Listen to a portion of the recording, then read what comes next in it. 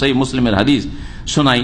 সুহাইব রাদিয়াল্লাহু তাআলা আনহু বর্ণনা করছেন, কালা রাসূলুল্লাহ সাল্লাল্লাহু আলাইহি ওয়াসাল্লাম, রাসূলুল্লাহ সাল্লাল্লাহু আলাইহি ওয়াসাল্লাম বলেছেন, আজাবান লি আমরিল মুমিন, আশ্চর্য লাগে মুমিনের বিষয়টি চিন্তা করলে। আশ্চর্য লাগে, অবাক হতে হয় মুমিনের বিষয়টি একটু চিন্তা করে দেখলে। কি? ইন্না আমরাহু কুল্লাহু লাহু খাইরুন, মুমিন মুসলিমের জীবনটা পুরোটাই কল্যাণ আর কল্যাণ, ভালো আর ভালো। মুমিনের সব অবস্থাই ভালো, সব অবস্থায় ভালো। পকেটে টাকা থাকলেও ভালো, না থাকলেও ভালো, সুস্থ থাকলেও ভালো, অসুস্থ থাকলেও ভালো। জি হ্যাঁ, সব অবস্থায় ভালো, সব অবস্থায় ভালো। এটা কারো জন্য নসিব হয় না, কারো ভাগ্যে জুটে না, একমাত্র মুমিনের ভাগ্যে জুটে। মুমিন সব সময় সুখী আর সুখী, সবসময় সুখী, সবসময় মুমিনের কল্যাণ হয়। কেমন করে? বলছে ইন আসাবাতহু সাররা শাকার, মুমিনের যদি সুখের দিন আসে, আনন্দদায়ক দিন, হ্যাঁ, কোনো অভাব নেই, কোনো রোগ ব্যাধি নেই, কোনো টেনশন নেই, কোনো বালা মুসিবত নেই, আরামে জীবন যাপন করছেন, এইরকম যদি হয় তো মুমিনের জন্য কল্যাণকর। এটাও ভালো। কেমন করে? মুমিন কি করে? শুকরিয়া আদায় করে, আলহামদুলিল্লাহ, সবসময় আলহামদুলিল্লাহ পড়ে। খেয়ে দিয়ে আলহামদুলিল্লাহ, কাপড় পরলে আলহামদুলিল্লাহ, বেতন পেল আলহামদুলিল্লাহ, হ্যাঁ, ব্যবসায় লাভ হলো আলহামদুলিল্লাহ, সবসময় আলহামদুলিল্লাহ, আলহামদুলিল্লাহ, সবকিছু আলহামদুলিল্লাহ বলে, আল্লাহ পাকে শুকরিয়া আদায় করে। আর শুকরিয়া আদায় করলে নিয়ামত স্থায়ী হয় আর নিয়ামত বৃদ্ধি হয়। লা ইন শাকারতুম লা আযীদান্নাকুম, আল্লাহ বলছেন শুকরিয়া আদায় করলে আল্লাহ কি করবেন? আরো বাড়িয়ে দেবেন। ওয়ালা ইন কাফারতুম, আর যদি অকৃতজ্ঞ হও, না শুকরি করো, জেনে রাখো যে ইন্না আযাবি লাশাদীদ, আমার আযাব বড়ই শক্ত রয়েছে। আল্লাহ পাকের আযাব বড় শক্ত রয়েছে অকৃতজ্ঞ মানুষের জন্য। মুমিন সুখী হইলে শুকরিয়া আদায় করে, সুতরাং তার জন্য এটা কল্যাণকর হয়। ফাকানা খায়রান লাহু ওয়া ইন আসাবাতহু দাররা, আর যদি তার উপর বিপদ আপদ আসে, যে কোনো বিপদ আপদ হোক না কেন, কারো প্রাণহানি, কেউ মারা গেল আপনজন, অথবা কারো অঙ্গহানি হইল, কেউ আহত হইল, কেউ অর্থের দিক, ধন সম্পদের দিকে ক্ষতিগ্রস্ত হইল, চুরি ডাকাতি হইল, অথবা যে চাকরি চলে গেল, দেশে চলে যেতে হইল, বড় আশা রাখছিলেন, অনেক কল্পনা জল্পনা ছিল, এই করব সেই করব, যা কিছুই হোক না কেন, মনে রাখবেন বালা মুসিবত যদি আসে তো মুমিন কি করে? সাবারা, ধৈর্য ধারণ করে। শুকর আর সাবর, শুকর করে, আর না হলে বালা মুসিবত আসলে সাবর করে, ধৈর্য ধারণ করে। যখন ধৈর্য ধারণ করে ফাকানা খায়রান লাহু, সেটা তার জন্য কল্যাণ করা হয়। কারণ ধৈর্যের ফজিলত শুনলেন, এই জন্য শুরুতে ধৈর্য সম্পর্কে, ধৈর্যের যে উত্তম বদলা এবং বিনা হিসেবে আল্লাহ পাক বদলা দিয়ে থাকেন, এই মর্মে আয়াতগুলি আপনাদের সামনে পেশ করলাম। একজন প্রখ্যাত সাহাবী ছিলেন এবং রাসূলুল্লাহ সাল্লাল্লাহু আলাইহি সাল্লামের যে প্রিয়তমা, সবচেয়ে ছোট স্ত্রী, তার নাম কি ছিল? আয়েশা রাদিয়াল্লাহু তাআলা। আয়েশা রাদিয়াল্লাহু তাআলা আনহার এক বোনের নাম কি ছিল? আসমা। আসমার স্বামীর নাম কি ছিল জানেন?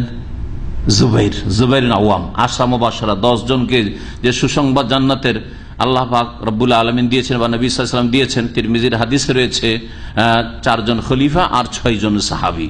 তার মধ্যে একজন ছিলেন জুবাইর ইবনে আওয়াম রাদিয়াল্লাহু তাআলা আনহু।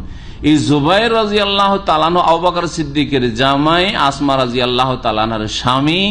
এই জুবাইরের এক ছেলের নাম ছিল আব্দুল্লাহ বিন জুবাইর, যিনি মক্কার কয়েক বছর খলিফা হয়েছিলেন।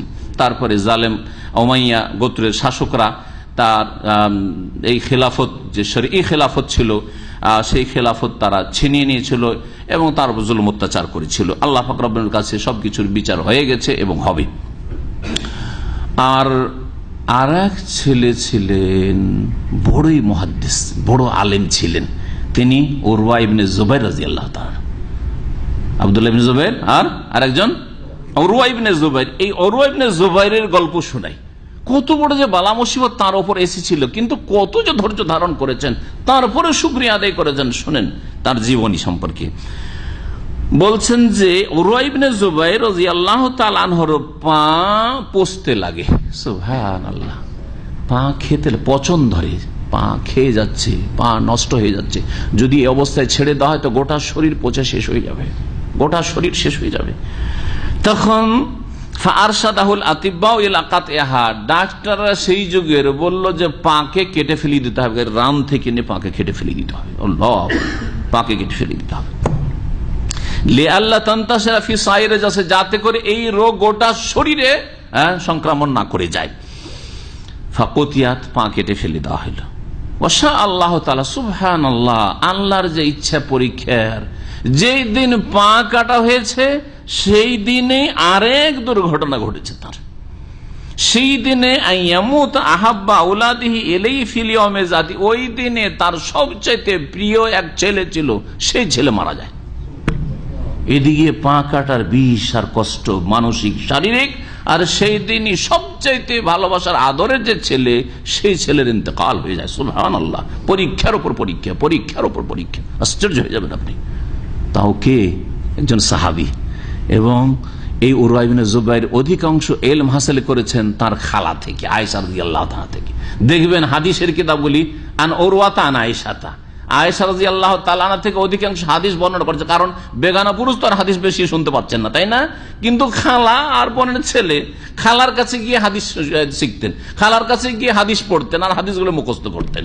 এই জন্য আয়েশা রাদিয়াল্লাহু তাআলা থেকে 2000-এর বেশি যে হাদিস পরিণত আছে, অধিকাংশ হাদিসগুলি বর্ণনা করেছেন উরওয়া রাদিয়াল্লাহু তাআলা।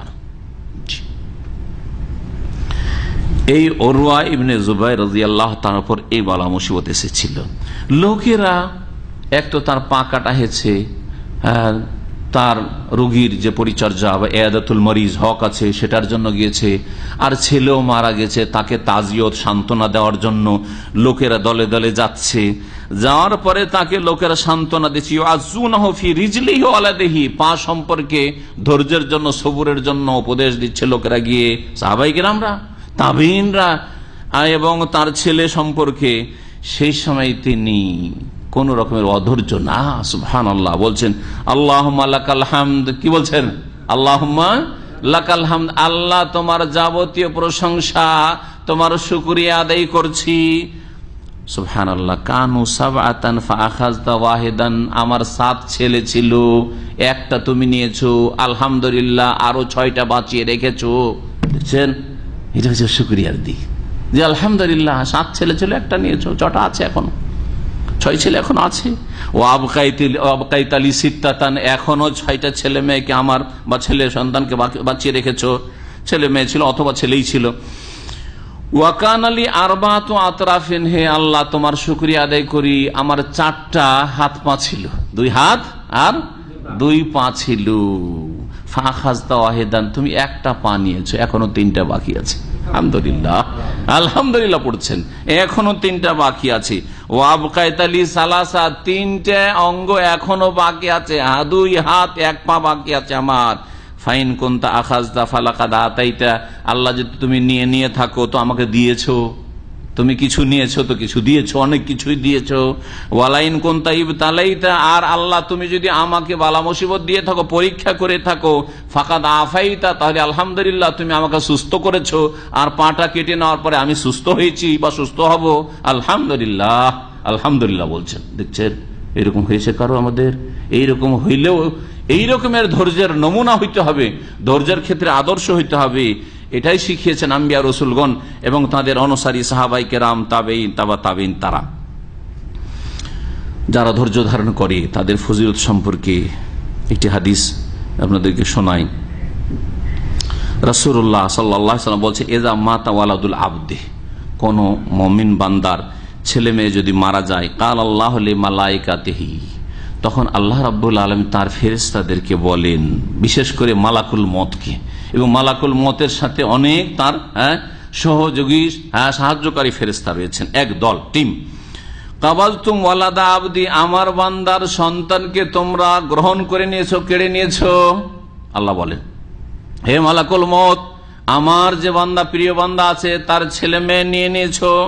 ফায়াকুলুনা নাম, তখন ফেরেশতা বলে, মালাকুল মত বা তার সঙ্গীরা, যে হে আল্লাহ, হ্যাঁ নিয়েছি। ফায়াকুলু কাবাজতুম সামারাতা ফাওয়াদিহি, তার কলিজার টুকরাকে তোমরা নিয়ে নিয়েছো, কেড়ে নিয়েছো।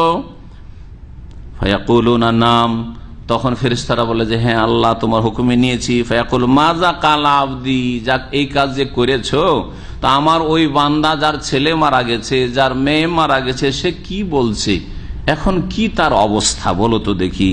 ফায়াকুলুনা, তখন ফেরেশতারা রিপোর্ট দেয়, যারা পাহারাই থাকে দিন রাতে, তারা রিপোর্ট দেয় হামেদাকা ওয়াস্তারজা, ছেলে মারা গেছে, অমুকের মেয়ে মারা গেছে তোমার বান্দা, তবু আলহামদুলিল্লাহ পড়ছে, বলছে যে আলহামদুলিল্লাহ, তোমার প্রশংসা করছে, তোমার শুকরিয়া আদায় করছে।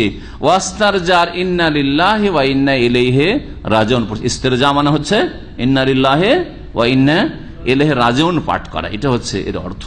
ইন্না লিল্লাহ, আমরা সকলে কালকে বিস্তারিত ব্যাখ্যা করেছি এই দোয়ার, কোরআনী দোয়ার। আমরা সকলে কার? সকলে আল্লাহর। আমরা আমাদের কাছে যা আছে তাও আল্লাহর। আর যখন আল্লাহর জিনিস, তো যার জিনিস তার কাছে ফিরে যাবে, তাই না? যার বস্তু তার কাছে না ফিরে যাবে, সুতরাং আল্লাহ পাক রব নিয়ে নিয়েছেন, আল্লাহরই ছিল, আল্লাহ পাকের কাছে আমাদেরকে ফিরে যেতে হয়। ইন্না ইলাইহি রাজিউন। ফায়াকুলু, তখন আল্লাহ বলেন ফেরেশতাদেরকে, ইবনু লি আবদি বাইতান ফিল জান্নাতে, এই বান্দা যখন এত ধৈর্য ধারণ করেছে অথচ তার ছেলে মেয়ে মারা গেছে, তার জন্য জান্নাতে একটি স্পেশাল ঘর নির্মাণ করো, একটি প্যালেস তৈরি করো। ওয়াসাম্মুহু, আর সেটির নাম দাও বাইতুল হামদে, প্রশংসার, শুকরিয়ার প্যালেস, শুকরিয়া প্যালেস। সুবহানাল্লাহ।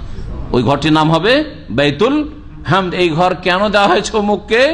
সেই ব্যক্তি বালা মুসিবতে আল্লাহ পাকের শুকরিয়া আদায় করেছে। আল্লাহ কিছু যদি নিয়েছো, কিছু কষ্ট আমি পেয়েছি, কিন্তু অনেক ভালো রেখেছো, আলহামদুলিল্লাহ, অনেক কিছু দিয়েছো।